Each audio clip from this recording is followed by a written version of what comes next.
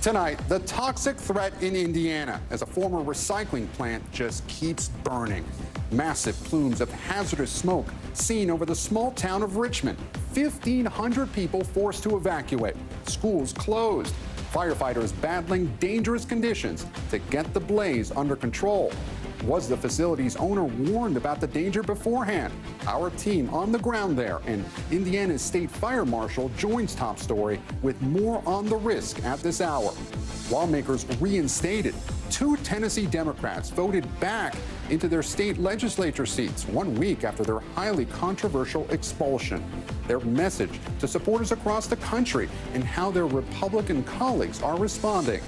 Plus, the horrifying 911 calls released from that mass shooting at a bank in Louisville.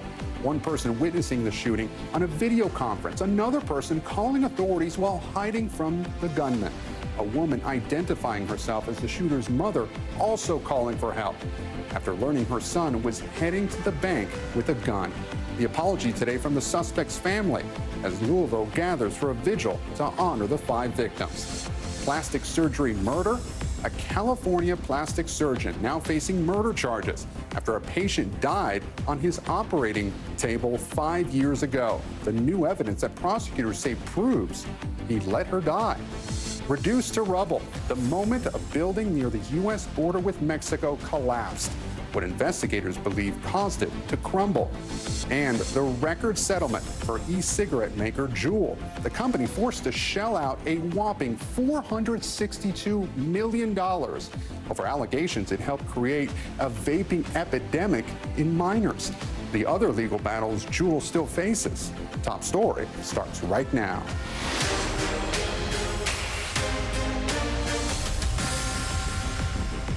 Good evening. I'm Gabe Gutierrez in for Tom Llamas. We begin with the fire at a former plastic recycling plant in Richmond, Indiana, still burning out of control. The entire 14-acre complex now engulfed in flames, and local fire officials say it will take days to extinguish. Nearly 1,500 residents within half a mile of the plant have been forced to evacuate. Those outside the evacuation area urged to shelter in place. City officials now saying the business owner had previously been cited but ignored an order to clean up the property. Just moments ago, I spoke with the Indiana State Fire Marshal about the challenges fighting the fire and the ongoing threat to residents. But we begin with Maggie Vespa, who is on the ground for us tonight. A billowing plume of hazardous black smoke hangs over Richmond, Indiana tonight. Spreading fast. After a former plastics recycling plant went up in flames Tuesday. We got one way into this fire. A hurdle for firefighters navigating the 175,000 square foot site, semi-trailers and buildings packed with plastic, which they say acts as pure fuel. The entire complex is either burning or has burned. And we're looking at close to 14 acres worth of plastic. There were no serious injuries, but the toxic inferno forced more than 1,500 people from their homes. Local schools closed today. The evacuation zone covers a half-mile radius around that fire. Driving in, we saw the smoke roughly 20 miles out, and now we're a mile back, and this is our view. I am not doing so well. Christina Cox's home is just 200 feet from the plant. How scared were you? Oh, my God. I've never been that scared. I was in tears. I bet it'll take that whole building out. She shot this video before fleeing with family photos and her cat. My home is here, and I don't want to lose my home. I've never laid my head down and cried as much as I did yesterday.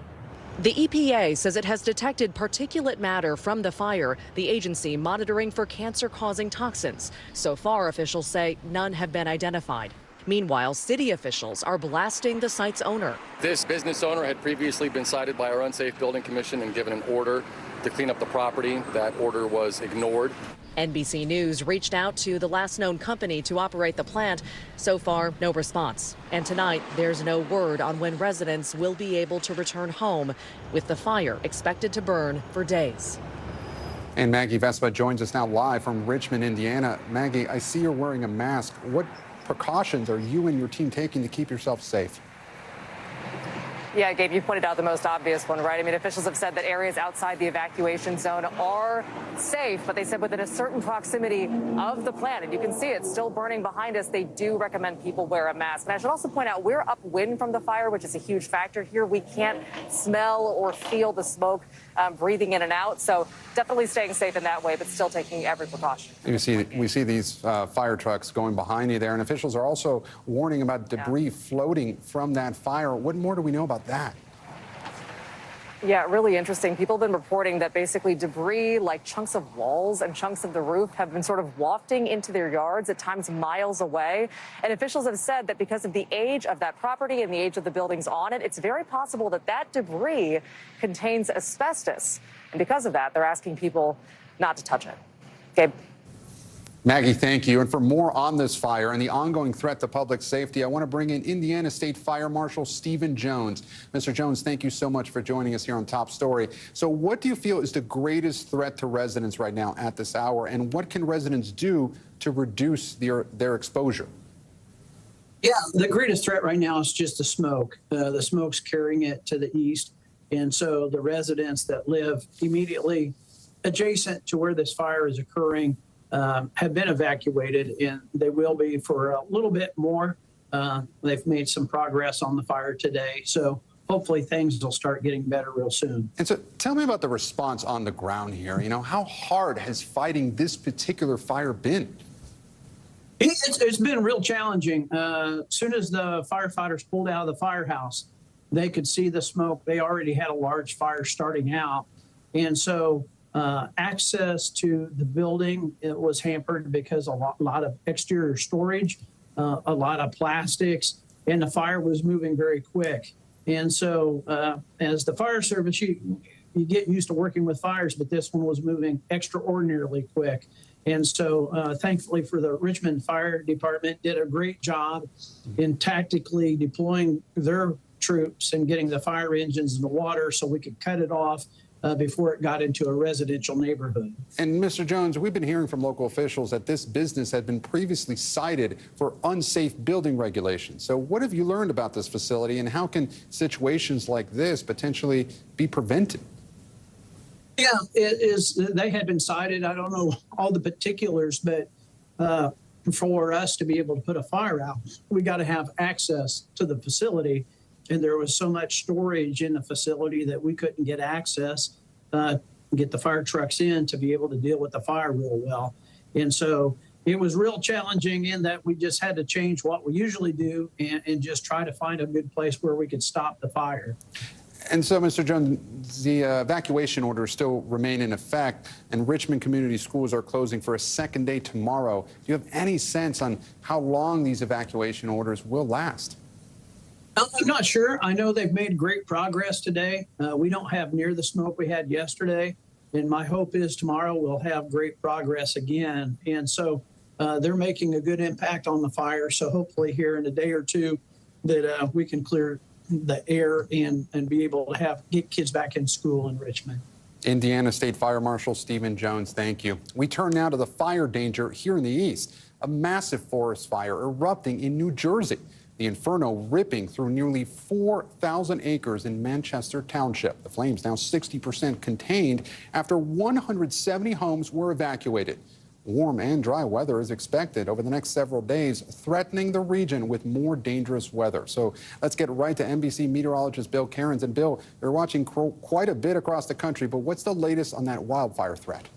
Yeah, the New Jersey threat's going to diminish a little bit, but it's been so warm and so dry. You know, you think of spring, everyone think, oh, spring flooding. But if you don't get the rain, you know, you have all the dead vegetation from the winter. And if you don't get the rain, it's just sitting there. And if you get these warm days and breezy days with low humidity, you can get brush fires really anywhere. And so that's the case right now. So from Pittsburgh to Washington, D.C., everywhere these red flag warnings. These are all areas where no one should be burning. This is not a good time of year to do that, from Omaha all the way back down through Denver and areas to the south. That includes 67 million people. And you'll probably notice it. Obviously, everyone's talking about how hot it is, how warm it is so early in the season. But you probably notice that your hands are dry, your lips are dry. The relative humidity is very low, 20%. So in the summertime, when it's humid, these numbers will be up there like 70, 80%. Right now, they're 15 in Charleston, 27 in Boston. These numbers, when firefighters see this stuff like this, that's when they're like, uh-oh, look out, we're going to be in trouble, because if any fires do form, they can spread rapidly. And look how warm it is. And here's the crazy statistic. Houston and New Orleans are two of the chilliest locations east of the Rockies. It's 20 degrees warmer in Minneapolis right now than it is in Houston. You're almost at 90 right now, Gabe. So that's pretty incredible stuff, and that's why we have the fire danger. Houston is the chilliest at this point. That's incredible. And Bill, as if that wasn't strange enough, the extreme heat is also prompting some flooding concerns, right? We had a couple snowstorms, especially in the Dakotas and in Minnesota, as we ended the winter and into early portions of the spring. And now we're very concerned. I mean, I just showed you it's almost 90 degrees in Minneapolis. The snow is melting incredibly fast. We know that the mayor in Fargo, they're starting to do sandbags. We're very concerned with the rivers, especially the Mississippi River coming down from Minneapolis southwards down towards St. Louis in the next 2 weeks, and also in areas of North Dakota. We already have some flooding like you're seeing happening right now, but we expect next week we're going to have a lot more stories on the flooding in areas of the plains and the Midwest. Wild weather in so many ways. Bill Cairns, thank you. Now to Memphis, where hundreds turned out as the second of 2 lawmakers expelled from the Tennessee House of Representatives for protesting gun laws was reinstated today. Here's Blaine Alexander. The vote happened in less than a minute. The item passes. Tonight, ousted State Representative Justin Pearson is headed back to his seat in the Tennessee State House. The decision was in the hands of the Shelby County Commission. Among the 7 members who showed up, a unanimous decision to reinstate Pearson, one of 2 lawmakers whose unprecedented expulsion has become a national rallying cry. They tried to expel the people's choice and the people's vote. And they awakened a sleeping giant. Last week, Tennessee's Republican-led House voted to expel Pearson and fellow Representative Justin Jones, both Democrats, after they broke House rules while protesting gun laws. This is what democracy looks like. Today, surrounded by a crowd of hundreds, both lawmakers gathered at the National Civil Rights Museum before marching with supporters to fill the commission chamber. What does it say to you that so many people are supporting you? Justice happened in the state of Tennessee today, tomorrow, and into the future. Republicans say the expulsion was fair punishment for violating House decorum, speaking into bullhorns on the House floor. But critics say it sets a dangerous precedent. Now, a group of Senate Democrats are calling on the Justice Department to determine whether that expulsion violated the Constitution or federal civil rights, writing, unless the DOJ steps in, anti-democratic actors will only be emboldened. And now Pearson heads to Nashville, where he will be sworn in tomorrow morning. Gabe? Blaine, thank you. Turning now to desperate calls for help during this week's deadly mass shooting at a bank in Louisville. Police releasing audio of the 911 calls made during the rampage, including one call from the shooter's mother. Morgan Chesky reports. Oh my God, there's an active shooter there. Oh my God. Frantic calls for help amid a gunman shooting spree. Newly released 911 audio capturing the first call of many. How do you know you have an active shooter on the site? I just watched it. A video conference call giving a bank employee across town a terrifying view as the gunman opened fire. Those inside Old National Bank calling seconds later, giving police crucial details. 8 or 9 people have been shot. Are you with any of them? Yes, but I'm in a closet hiding. As the gunman opened fire on police in agonizing wait. Is that shots fired? Okay, just stay quiet. And then a call from a woman identifying herself as the shooter's mother. This is his mother. I'm so sorry. I'm getting details secondhand. I'm running to it now. Oh, my Lord. Who heard from her son's roommate that something was wrong. He's not violent. He's never done anything. Please. Okay, and you don't believe he owns guns? I know he doesn't own any guns. His mother unaware he purchased a rifle just 6 days earlier.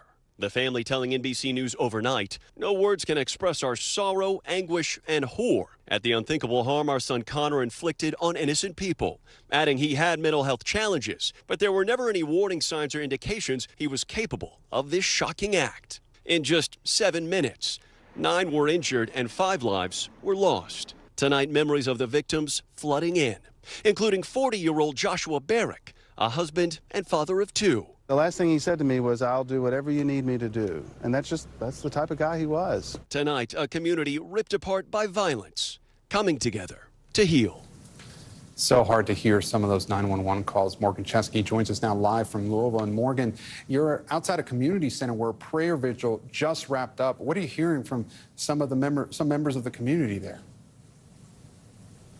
Yeah, Gabe, this was a service that lasted at least an hour, packing hundreds of people here into this center where we heard from local leaders, from those close to the family.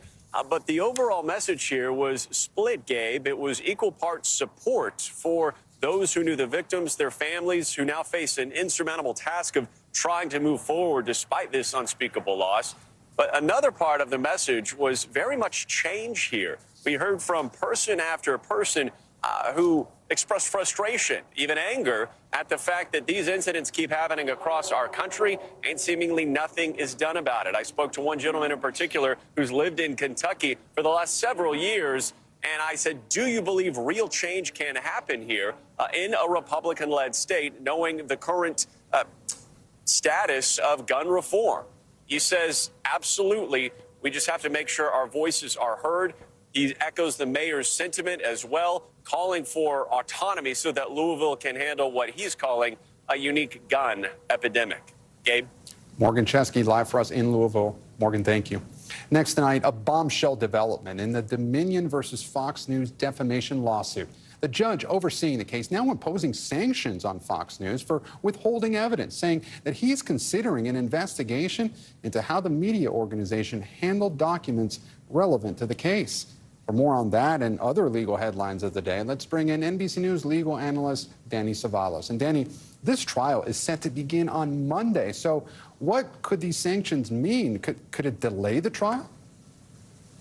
It could possibly. And believe it or not, sanctions for playing games with Discovery happen all the time. And the reality is most of the time it probably goes unpunished and undiscovered because really litigants are on their honor to produce documents. Often you find out from some third source, third party, that, hey, there are these documents that this party should have had. And that's how you find out they've been playing hide the ball. But sanctions, courts have incredible range of discretion when it comes to sanctions. And that can include striking the answer. In other words, deeming the defendant to simply be liable. That's an extreme remedy. Not likely to happen statistically, but it can happen, and it does happen if it's particularly egregious. And Danny, I want to make a turn here and ask you about another legal headline today. This one about former President Trump. He's now suing his former lawyer, Michael Cohen, for $500 million for alleged breach of contract, accusing Cohen of spreading falsehoods. So does Trump have a case against Cohen, who was most recently a key witness in the Manhattan DA's criminal case against the former president? These are the major theories behind the complaint. Number one, that Cohen, as a former attorney, still owes or owed Trump the duties of confidentiality that I owe to my clients, and you can be disciplined for that. Number two, that Cohen had signed non-disclosure agreements, and in doing so, in telling his story and writing his book, he violated those non-disclosure agreements. Those are the major gists, and that, in addition, Cohen is just generally, according to the complaint, unreliable, is tells a lot of falsehoods. I'm quoting from the complaint, is a liar, that kind of thing, which, of course, Cohen disputes and denies. But, there is in the record that he did plead guilty, and the complaint cites sentencing memoranda from the government that paint rather an unflattering picture of Cohen, but not one that we didn't already know about Cohen. Danny Savalos, thank you. We turn now to power and politics and a potentially significant announcement in the race for the White House. South Carolina Senator Tim Scott launching a presidential exploratory committee. He's considered a rising star in the Republican Party and even delivered the GOP response to President Biden's State of the Union address back in 2021. Senator Scott taking on Democrats in his announcement video overnight. The threat to our future is real. Joe Biden and the radical left have chosen a culture of grievance over greatness. They're promoting victimhood instead of personal responsibility, and they're indoctrinating our children to believe we live in an evil country. And all too often, when they get called out for their failures, they weaponize race to divide us, to hold on to their power. And for more, let's bring in NBC's Ali Vitale, who's in Cedar Rapids, Iowa, covering Senator Scott's trip there today. And Ali, Scott's been a fixture for years in South Carolina politics, but how's he making the case that he has wider appeal? Well, look, you're watching him try to make that case in the exploratory video that he put out this morning, saying that he would be exploring a bid for president that basically, Gabe, he's been exploring already for many weeks now. He's been traveling to the early states, including Iowa. He'll go back to New Hampshire tomorrow and then, of course, back to his native South Carolina over the weekend to once again huddle with donors. But look, this has been a conversation that Scott's been having with the American public and with conservatives for many months now. He's basically sort of kind of already running for president at this point. It's a semantics case. He will make it official, we assume, in the coming weeks. But as of right now, he is one more person who's challenging Donald Trump and the rest of the Republicans in this field. And to that point, Allie, we've already seen a divide forming in this GOP field of current and potential candidates. You have the MAGA lane with Trump and Florida Governor Ron DeSantis, of course, and then the more traditional conservative wing with Nikki Haley and Mike Pence. So where does Senator Scott fit in there? Yeah, it's going to be interesting because, frankly, we're watching those lanes form, but even people who are not technically in the Trumpy MAGA lane are still not going to be willing to cede that space. You're watching people like Nikki Haley, like Mike Pence, not overtly criticize the former president, and they're going to have to tiptoe around that because they're people who served in his administration. Many of the other people who might join this field, DeSantis included, are people who have benefited from Trump's alliance over the years. It's going to be a very sticky situation for them, and for someone like Tim Scott, who is conservative through and through. You see it in his voting record in Congress. You see it in the way that he's starting to make this pitch on conservative ideas. Yes, maybe he might fit in that traditional conservative lane, but at the same time, all of these Republicans are also playing to the culture wars. They're also pushing out a lot of red meat for the base. And I think the most striking thing here is that while we have seen some of them begin to go at each other, specifically people like DeSantis starting to needle at Trump, for the most part, what we're watching them do is already try to skip ahead to the general election and try to ask voters to compare them not to their fellow Republicans, but to President Joe Biden, who they think they could ultimately be taking on. So one of Trump's campaign advisors today calling Scott's announcement bad news for Ron DeSantis. Is it? Maybe, but I think that the reverse of that is that Donald Trump's team, and I think rightfully so, believes that the more people who run in this field, the better it will be for them because there's more ways to split the non-Trump vote. Every campaign that I talk to knows that there's a good 30 to 40% of the Republican primary base that will love and vote for Donald Trump. The question for all these other candidates is how they can chip away at the rest of that field. I will tell you, talking to voters here in Iowa last night at a Nikki Haley event, there is a general openness to potentially turn the page on Trump. They still like some of the Trump-like messages, but they might want a different messenger. At the same time, though, Trump really still is the man to beat. The polls consistently show him atop the field, though, as I've been reminded multiple times here by voters and candidates alike, the polls today are going to look very different a year from now and then even after that when voting actually starts. So we got a long way to go. Ali Vitale, thank you. Staying with politics, President Biden is in Ireland on a landmark trip that has both political significance and personal importance. NBC's Peter Alexander is traveling with the president. Tonight, retracing his Irish roots. Feels wonderful. Feels like I'm coming home. President Biden returning to the countryside where his ancestors, the Finnegans, once lived.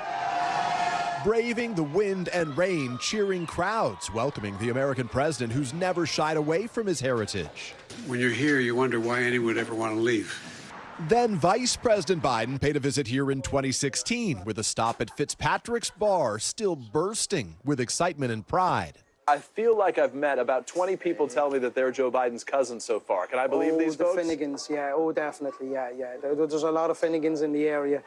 His visit comes 60 years after America's first Irish Catholic president, John F. Kennedy, traveled here and follows a brief stop in Northern Ireland today to commemorate the 25th anniversary of the Good Friday Agreement that brought peace to the region after decades of sectarian violence known as the Troubles. The president today offering new investments and inspiration.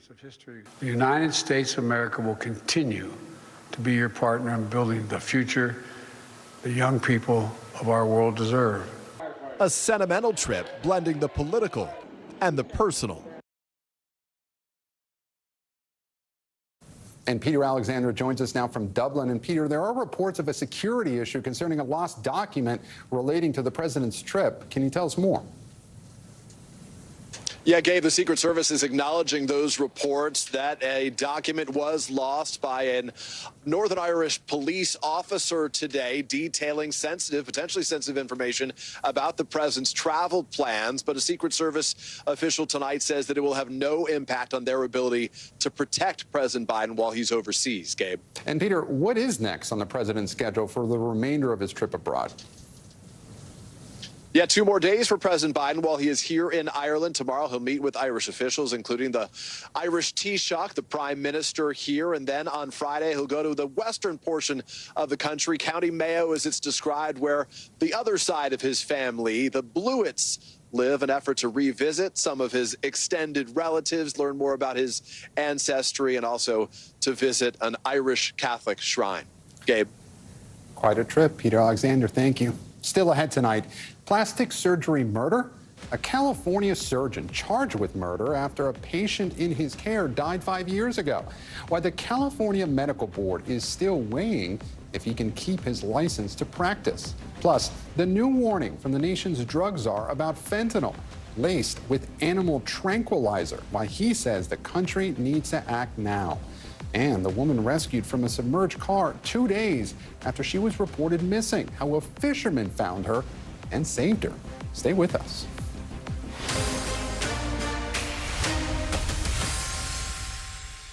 We're back now, and we head to California, where a plastic surgeon is charged with murder. Prosecutors allege the doctor cut corners in order to make money, resulting in the death of a patient in his care. NBC's Dana Griffin has the details. Tonight, a California plastic surgeon now facing a murder charge after new evidence alleged by the San Diego County District Attorney that he intentionally let a patient die on the operating table during a breast augmentation. Prosecutors say 36-year-old Megan Espinosa's death in 2018 was the result of Dr. Carlos Chacon's putting profits before patients. The defendant intentionally cut corners to make more money. They say several preventable factors contributed to Espinosa's death after she went into cardiac arrest during surgery, including using an untrained registered nurse to provide anesthesia. The prosecutor also says Chacon delayed calling 911. The defendant essentially doubled down on his practices and prevented other people from calling 911 and allowed Miss Espinosa to essentially suffocate. Chacon was initially charged with involuntary manslaughter and several counts of practicing medicine without proper certification. But last week, he was arrested again after new information about the surgery was revealed. Prosecutors say he left Espinosa's surgery suite 4 times to see other patients as she lay dying and hid her condition from both her husband and the 911 dispatcher. We believe this was to create a false official record to cover up the dire condition. Chacon's attorney disputes that the alleged evidence rises to the level of murder and that the doctor took all the necessary steps to save Espinosa's life. The new evidence is that he maybe walked into different rooms and checked on patients, which is what doctors do. That's the new evidence. It's a murder charge. I mean, this isn't like some type of malpractice charge. It's murder, and it requires a little more than that. He pleaded not guilty to all the charges against him and is no longer listed on the jail website, indicating that he likely posted a $500,000 bond, according to NBC San Diego. But a big question remains, while he's out, will Chacon continue to practice? The judge ruling he can't complete a surgery except in an accredited facility, which his surgery center currently is not.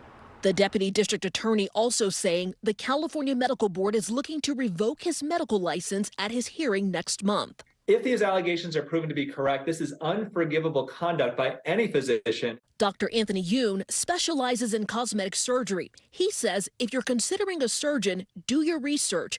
Make sure the doctor is certified by the American Board of Plastic Surgery, and most importantly, trust your instinct. If you do a consultation with a doctor and that doctor seems rushed, they're not listening to you, they seem like they just want you to sign up and get your money, then you can be assured that when you're having that operation, that doctor may be acting the same way. If Chacon does perform any surgeries, the judge said he must notify all patients that he's facing a murder charge.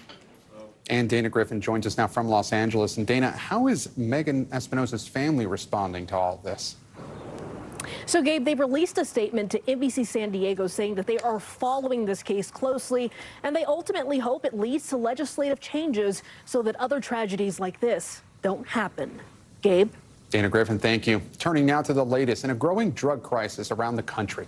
The White House warning of a deadly substance known as Tranq, a combination of fentanyl mixed with an animal tranquilizer. It's not an opioid, meaning treatments like Narcan won't help if there's an overdose. Valerie Castro has more. Tonight, a deadly drug with no known antidote, worsening an already dire situation with fentanyl. It's commonly known as Tranq, now being called an emerging threat by the White House. The lethal combination of fentanyl laced with xylazine, an animal tranquilizer, leading to a declaration for a federal response plan from the Biden administration within 90 days. This new drug could be a nightmare. It's called xylazine. It's a deadly, skin-rotting zombie drug that evil drug dealers are now mixing with fentanyl, with heroin, and with other drugs. The DEA warning that xylazine-related overdose deaths have risen in every region of the country, more than 1,000% across the South, up 750% in the West, and more than 500% in the Midwest between 2020 and 2021. Philadelphia feeling the devastating effects on the streets, one user saying Tranq is everywhere. There is no fentanyl that doesn't have Tranq in it. I would say it's probably our biggest challenge right now. NBC's Dasha Burns with the city's director of the opioid response unit last month. How much should people be sounding the alarm right now? I think everybody should absolutely be sounding the alarm. The movement, similar to what we saw with fentanyl, is that it will be in every other substance. Making it even more lethal, xylazine is not an opioid, so overdoses can't be reversed with naloxone, the remedy for fentanyl and heroin overdoses, better known as Narcan. We don't have a medical detoxification best practice yet in place for it because, again, it wasn't something meant for human consumption. The new threat in the midst of a growing opioid crisis with more than 71,000 fentanyl-related deaths across the country in 2021. This California mother speaking out after her 15-year-old daughter Melanie Ramos died of a fentanyl overdose last year. She was discovered in her high school's bathroom. Yo no quiero que otro padre de familia pase lo que yo estoy pasando. Elena Ramos calling on state lawmakers to pass Melanie's law. It establishes a foundation for schools throughout the state to provide education to not only the staff but to the students on fentanyl and opioid overdoses. But stemming the flow of fentanyl into and around the country, a constant battle. Last year, the DEA seized more than 57 million fentanyl-laced pills and more than 13,000 pounds of powder. And the seizure of the drug nationwide through the U.S. Postal Service increased by 150%, a large portion of it smuggled across the U.S.-Mexico border. And Valerie Castro joins us now. Thank you for joining Top Story. Valerie, what exactly does this federal plan call for? So, Gabe, the Biden administration's drug czar, Dr. Rahul Gupta, is calling for $11 million in funding to build this strategy. Plans would include developing an antidote to combat overdoses and possibly asking Congress to classify it as a controlled substance. That declaration now starts the clock, and the Biden administration now has 90 days to develop that federal plan to combat this crisis. Gabe. Valerie Castro, thanks for joining us. When we come back, missed warning signs. A Pennsylvania candy maker hit with a wrongful death lawsuit after 7 employees died in a factory last month. Why the attorneys for one of the families says the company ignored reports that could have saved lives.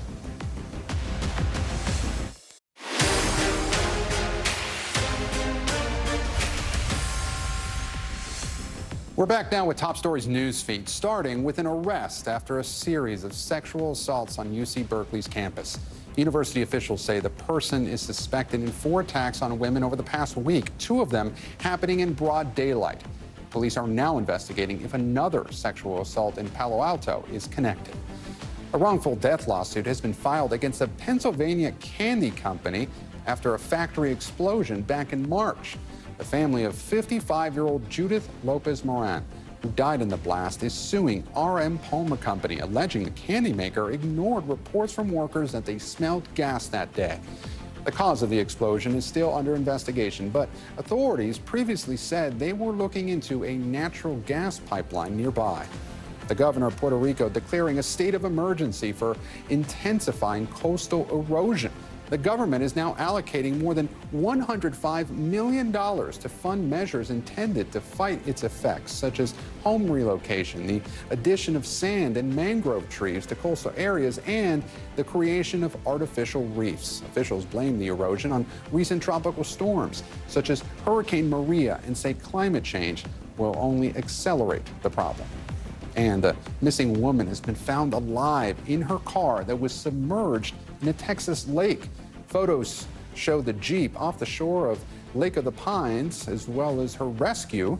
A fisherman initially spotted the Jeep and called authorities as crews started to remove the car from the water. They noticed a woman inside it moving. Officials say she had been reported missing 2 days prior.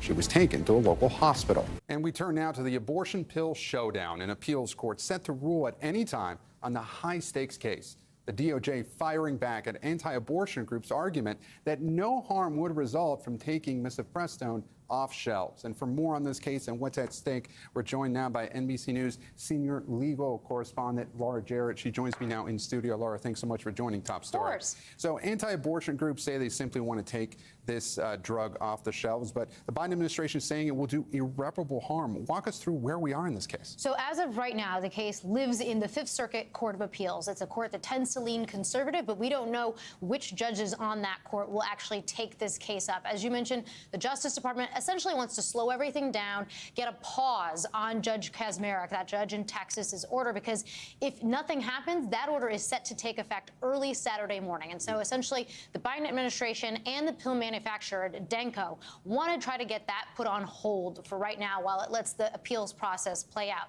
At the same time, remember, you have this conflicting decision out of Washington State, another federal judge, which has said the opposite. And so we'll wait to see how those two interplay if, in fact, the Texas decision goes into effect. So certainly a lot to keep track of. But it's not just the Biden administration that is coming out against this. Hundreds of drug makers have as well. So what is the best course of action for the Biden administration to prevent this ruling from going into effect? What options do they have? Yeah, it's interesting. The Biden administration, at least publicly, is projecting a lot of confidence that the Court of Appeals will put this on hold because we've never seen this before. A federal judge has never done this. And so I think they're hopeful that they can try to convince an appellate court to step in here. And if not, the Fifth Circuit, the Supreme Court, certainly they're hoping will put a stop to this. But it's interesting. You mentioned, a number of former executives from Big Pharma have come out in force. Current and former executives actually have come out in force against this, so essentially trying to raise the alarm about what this would do, not just in the abortion context, but with other FDA-approved drugs. And it's not clear that the court would actually be convinced by those arguments, but certainly lawmakers may be convinced by arguments from outside groups like that.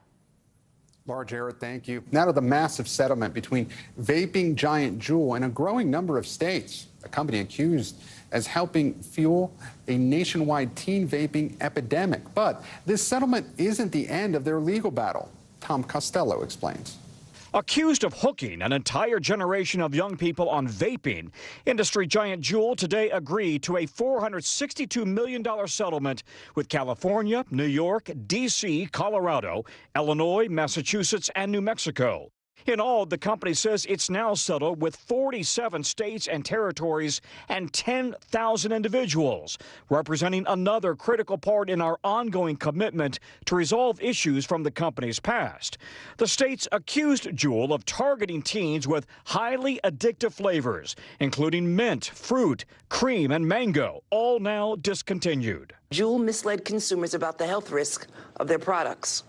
However, just one pod of Juul contains as much nicotine as a whole pack of cigarettes. It's incredibly destructive. In 2020, high school juniors Caleb Mintz and Philip Furman told us quitting wasn't easy. And I would start to get anxious. I would start to lose my temper a lot easier. While underage vaping has been cut in half in recent years, last fall, 14% of high schoolers reported vaping in the previous 30 days. Today's agreement calls on Juul to stop all marketing to kids, verify a customer's age, and limit the number of purchases that anyone can make. Juul is now owned by tobacco giant Altria. Its lawsuits have already cost the company nearly $3 billion. Last month, Minnesota's lawsuits went to trial. Juul's vape cartridges, meanwhile, are still for sale and awaiting FDA marketing approval. Back to you. Tom Costello, thank you. Now to the Americas and the ongoing investigation into the death of 40 migrants at a Mexican detention center last month. Authorities in Mexico announcing they're now adding charges to the head of the country's National Immigration Institute. Guad Venegas has the latest. The funerals for migrants killed in a Mexican detention center fire are underway this week as the country's top immigration official now faces criminal charges. President Andrés Manuel López Obrador making a brief comment today after the country's general prosecutor of the Republic announced it would charge Francisco Garduño, head of the Mexican Migration Institute. The prosecutor's office indicating, quote, the faults and omissions that continue to be committed by the National Migration Institute would indicate a pattern of irresponsibility. In total, 40 migrants from Central and South America died trapped inside a Juarez detention center last March 27th after a fire broke out, leaving some detainees locked in their cells. The latest announcement from Mexican authorities came as the bodies of 17 Guatemalans arrived in Central America via Mexican Air Force planes. Another 7 of the dead were also from the neighboring country of El Salvador, including Almicar Solorzano. He was my baby, and the pain is stabbing me after his death, said his mother as she held onto her son's coffin. Authorities there demanding action against those responsible. El gobierno de El Salvador ha exigido una investigación exhaustiva y conforme al debido proceso. Mexican investigators say a Venezuelan migrant is responsible for starting the fire, but also place responsibility on 3 Mexican immigration workers, along with a private security guard. All have been arrested. Yet for friends and family members of the deceased, the horrific incident is just another cruel reminder of the deadly risks for migrants attempting to arrive in the U.S. Just heartbreaking. Guad Venegas joins us now. And Guad, I understand the General Prosecutor's Office is now looking into another deadly incident that involved migrants in Mexico, right? Gabe, the last press release from federal authorities in Mexico says that just 4 days after that fire in Ciudad Juarez, there was what they call a similar incident in the state of Tabasco. This is in southern Mexico. It's a state where a lot of migrants travel through, making their way north. Now, the report says that 1 migrant died in that incident and 14 others resulted wounded. They say the prosecutor's office says they took both incidents into consideration when deciding to press charges against the head of the Mexican Migration Institute, Gabe. Yeah, Guad, it is such a difficult journey. And Guad, as the investigation continues, so does migration, of course, in Juarez. Has there been any changes in how migrants are being processed after this incident? Gabe, that's what's going to be difficult to predict. So we know that immigration authorities around Mexico do their best to detain the immigrants that they believe are traveling through Mexico undocumented or not with the regular paperwork. But it is difficult to know what they will be doing. So that center in Juarez, the one where the fire happened, was a detention center where migrants were placed before these migrants would be then taken back to the southern border. It's difficult to know with this shakeup with Mexican immigration authorities, now the head of the Migration Institute being charged. It's difficult to know how they will proceed and what action they will take if a migrant that is in one of these border cities decides to break the law. For example, just a few days ago, we saw another group of migrants rush the U.S.-Mexico border. These are actions that then need a response from authorities. So we don't know if it'll be local police, state police, the National Guard, or Mexican immigration authorities that will take action when some of these incidents take place, because this was them taking action with migrants that they had decided to detain in one of these centers. So it's difficult to know how federal authorities in Mexico will proceed, as you mentioned, with more migrants now arriving at the U.S.-Mexico border, Gabe. So many unanswered questions, Guad. Thank you. Coming up, the latest on that Wall Street Journal reporter in custody in Russia. The request tonight by the U.S. And reduced to rubble, the building near the U.S. border with Mexico collapsing, what authorities believe caused the dangerous situation. Stay with us. Now to Top Stories Global Watch. We begin in Mexico, where a building turned to dust and debris just south of the U.S. border. Footage released by the mayor's office captured the moment, wow, right there, A building of 14 apartment units collapsed onto the streets of Tijuana, sending plumes of smoke into the air. This happened following a landslide. Another nearby building collapsed just earlier this month. Luckily, there were no reports of injuries. And an update on the Wall Street Journal reporter detained in Russia. Today, the U.S. is urging Moscow to allow a consular visit with the reporter, Evan Gershkovich, to confirm his condition. While Russian officials are considering it, they say they will not be pressured. Gershkovich was detained back in March on espionage charges, which the Wall Street Journal strongly denies. The charges carry a maximum sentence of 20 years. Prince Harry will be returning to the UK for King Charles's coronation. According to a palace spokesperson, the Duke of Sussex will be attending his father's coronation despite recent controversies. His wife, Meghan Markle, will not be attending and will stay in California with their children. The ceremony of King Charles III will take place in Westminster Abbey on May 6th. Thanks for watching Top Story. Good night. Thanks for watching our YouTube channel. Follow today's top stories and breaking news by downloading the NBC News app.